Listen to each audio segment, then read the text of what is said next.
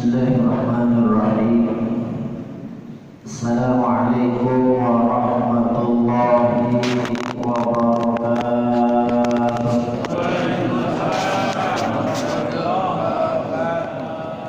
Alhamdulillah, nahmaduhu wa nasta'inuhu wa nastaghfiruh wa na'udzu billahi min shururi anfusina wa min sayyiati a'malina. May yahdihillahu fala mudilla lahu wa may yudlil fala hadiya lahu. La haula wa la quwwata illa billah. Allahumma salli ala sayyidina Muhammadin abdika wa rasulika nabiyil ummi wa ala alihi wa sahbihi wa sallim tasliman biqadri awamati dhatika fi kulli waqtin wa hin. Amma ba'du, hadaratal mukarramin, guru-guru kita yang hadir pada pagi hari ini, bil khusus yang telah mengimami salat subuh berjamaah pada pagi hari ini, Kiai Haji Sulaiman Rahimin yang sama-sama kita muliakan, dan para asatidzah lainnya yang tidak saya sebutkan namanya satu persatu, namun yakinlah tidak mengurangi rasa hormat, ta'zim dan mahabbah saya. Sama-sama kita hormati pengurus Masjid Jami An-Nur, Bapak Yusuf Asmawi beserta jajaran kepengurusannya. Juga sama-sama kita hormati koordinator kuliah subuh Rabu pagi Bapak Haji Ahmadi beserta para pengurus yang lainnya. Sama-sama kita hormati hadir pada pagi hari ini Wakil Camat Bapak Haji Ahmad Ghazali, alhamdulillah, dan juga para tokoh masyarakat, para hujjaj, hadirin yang dirahmati Allah Subhanahu wa taala. Puji syukur hanya milik Allah. Salawat dan salam semoga tercurahkan kepada Nabi besar Muhammad sallallahu alaihi wasallam, teriring doa dan harapan agar kita semua dicatat sebagai umat beliau yang akan mendapatkan syafaat uzma nanti di yaumil qiyamah. Amin ya rabbal alamin. Waktunya singkat, makanya gak absen semuanya. Bapak hadirin yang dirahmati Allah Subhanahu wa taala, seorang ahli hikmah pernah menasihati kita bahwa ada satu hari nanti yang kita gak bisa ngebela diri kita sendiri. Kalau sekarang Ustaz melakukan sesuatu dan itu dipandang baik oleh jamaahnya, jamaah akan bela Ustaz, benar? Anak berantem sama anak yang lain, kemudian anak itu merasa benar di hadapan orang tuanya belain apa kagak? Belain. Imam besar Habib Rizik fotonya dibakar, kita belain? Belain. Tapi nanti ada satu waktu yang dimana kita tidak bisa membela diri kita sendiri, nggak bisa membela. Kapan itu? Yang pertama, kalau malaikat maut datang menjemput. Nggak ada yang bisa bela kita kecuali kita sendiri suara. Ketika Israel datang, ada itu yang menghalang-halangi kita. Jangan aja. Kita bukan Nabi. Kalau Nabi Sallallahu Alaihi Wasallam ketika akan meninggal dunia, maka malaikat Israel datang. Zurtu zairan wa qabidan syi'ta. Nabi ditawarin, ya Rasulullah, engkau adalah kekasih Allah, saya datang. Pertama saya pengen ziarah, saya pengen datang kepada kekasih Allah Subhanahu wa taala. Yang kedua, saya pengen nyabut nyawa, itu pun kalau mau. Kita digituin, malaikat Israel datang. Saya mau cabut nyawa, itu pun kalau mau. mau dicabut mau ontar-ontaran. Ontar-ontaran. Kenapa? Karena kalau ajal itu datang la yastakhiruna sa'atan wa la yastaqdimun, enggak bisa. Ontar-ontaran enggak bisa, dulu-dulu enggak bisa. Ada orang pengen bunuh diri. Tali udah digantungin tuh tali. Pangku udah ada di bawah. Dia udah diri tinggal masukin doang apa temennya datang. Kira-kira kalau temennya datang jadi gak bunuh diri? Ada jadi. Kenapa? Waktunya belum datang, histori belum nyampe. Tapi ketika Israel datang, dia kemarin beberapa hari yang lalu di Masjid Darussalam mau sholat subuh. Betul? Mau sholat subuh.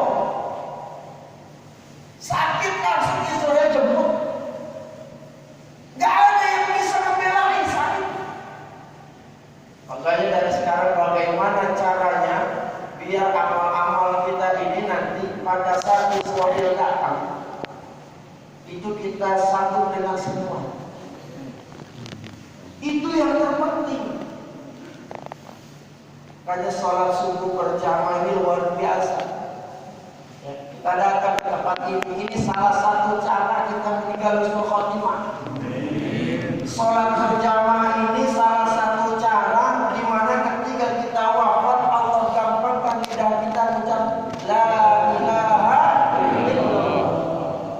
Man kana akhiru kalamihi la ilaha illallah dakhala al-jannah. Orang yang ketika akhir ucapannya la ilaha illallah dia bakal masuk ke dalam surga. Mudah-mudahan kita masuk di dalamnya. Amin. Ya Rabbal. Yang kedua, kapan waktunya kita kagak bisa membela diri? Ketika ada ahli waris datang kepada kita minta haknya. Nih benar nih, benar. Karena kan banyak orang yang mungkin harta warisan, betul gak? Makanya diatur oleh agama Islam ini adanya ilmu faraid. Diatur tata cara pembagiannya. Kadang-kadang anak yatim, bapaknya meninggal, hartanya dihabisi. Begitu anak yatimnya gede, dewasa, dia harus pengen menikah dan lain sebagainya, hartanya kagak ada. Padahal itu adalah milik dia. Banyak orang pada ngakal-ngakalin sekarang. Tapi kalau dia benar, lirijali nasibum mimma tarakal walidani wal aqrabun walin nisa'i nasibum mimma tarakal walidani wal aqrabun. Orang laki-laki ada bagiannya dari peninggalan bapak, orang tuanya. Orang perempuan juga ada bagiannya dari peninggalan orang tuanya. Sedikit atau banyak sudah diatur dalam ajaran agama Islam. Yang kedua, makanya hati-hati dengan harta warisan. Ya, kalau ada yang haknya kasih aja, jangan pergi dipotong-potin. Orang sekarang pintar juga nih orang sekarang. Daripada ribut bawa bagi dari sekarang gitu. Itu salah satunya untuk menghindari keributan. Bapak kita, orang tua kita nggak mau ntar keturunan yang pada ribut. Maka dibagi dari sekarang. Hibah namanya, bukan warisan. Dihibahin dulu. Ntar apa? Supaya kalau dia udah meninggal dunia kagak pada ribut. Betul gak? Makanya jangan kaget kalau ada anak kecil tanahnya lebar. Emang udah dikasih mau bobonya. Yang kedua, yang ketiga, kapan kita tidak punya pembelaan terhadap diri kita? Kalau ketika kita berada di alam kubur, pada saat itu badan kita dimakan oleh cacing-cacing tanah. Nanti itu ruh akan izin pada Allah Subhanahu wa Ta'ala. Di hari ketiga dia izin, ya Rabb, saya pengen melihat keluarga saya. Saya pengen melihat suami saya kalau dia perempuan. Kalau laki saya pengen melihat istri saya pengen melihat anak-anak saya. Hari ketiga izin sama Allah Subhanahu wa Ta'ala. Ketika dia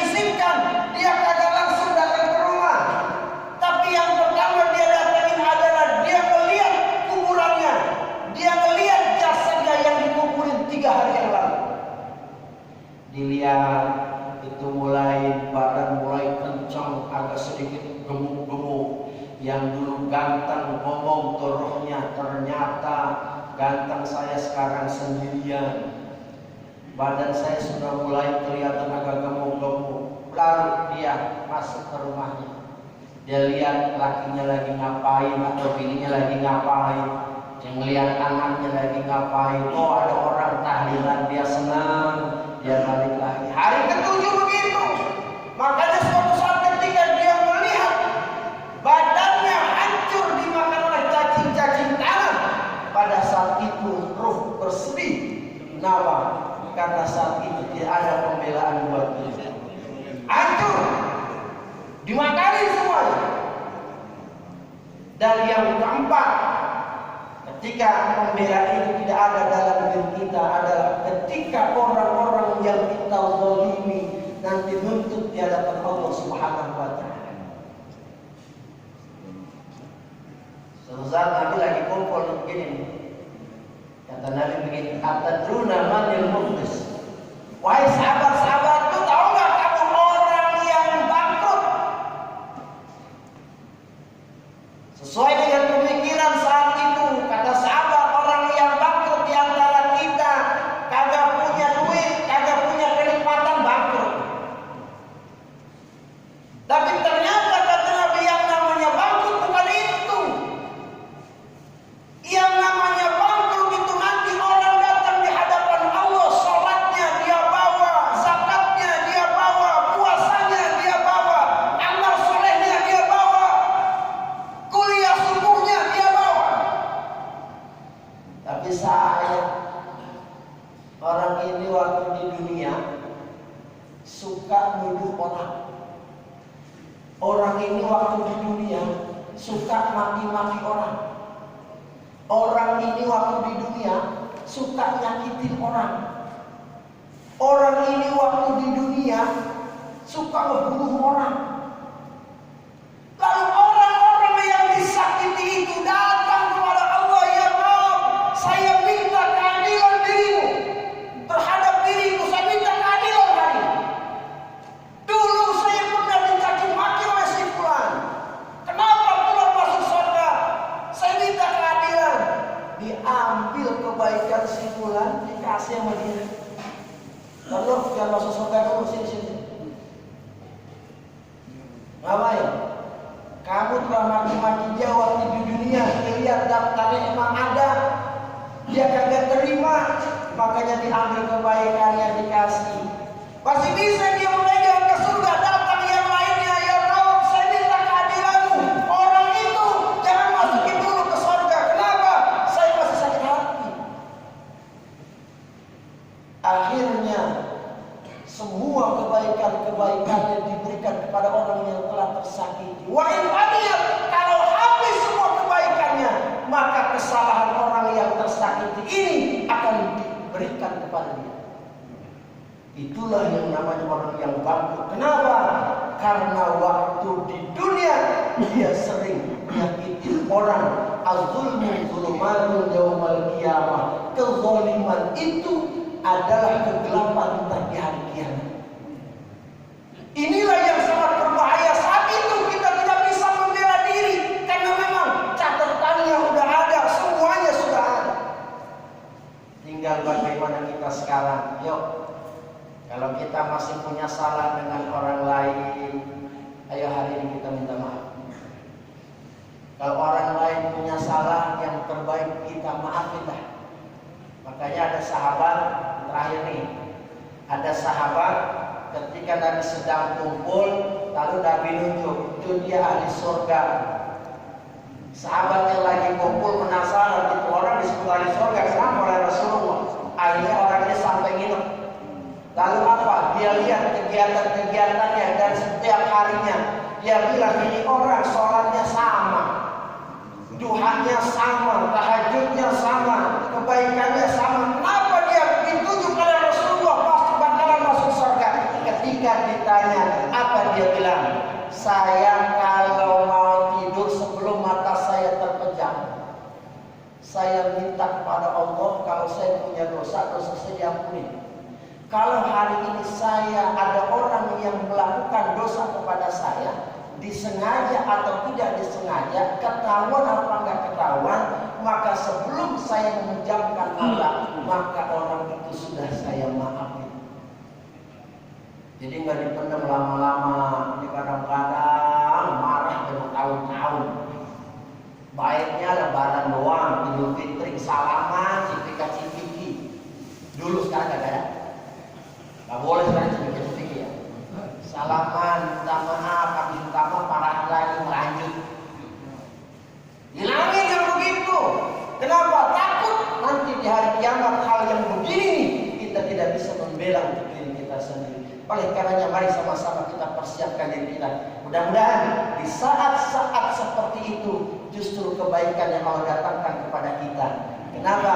Karena perbuatan kita waktu di dunia ini ternyata bisa nyenengin orang. Perbuatan kita waktu dunia ini ternyata Allah ridha dengan apa yang kita kerjain. Kalau itu kita kerjakan, insya Allah 4 hal yang dimana kita di situ tidak ada pembelaan buat diri kita, Allah kasih keamanan buat kita semua. Itu saya yang dapat saya sampaikan, kurang dan lebihnya mohon maaf. Billahi taufiq wal hidayah. Assalamualaikum warahmatullahi wabarakatuh.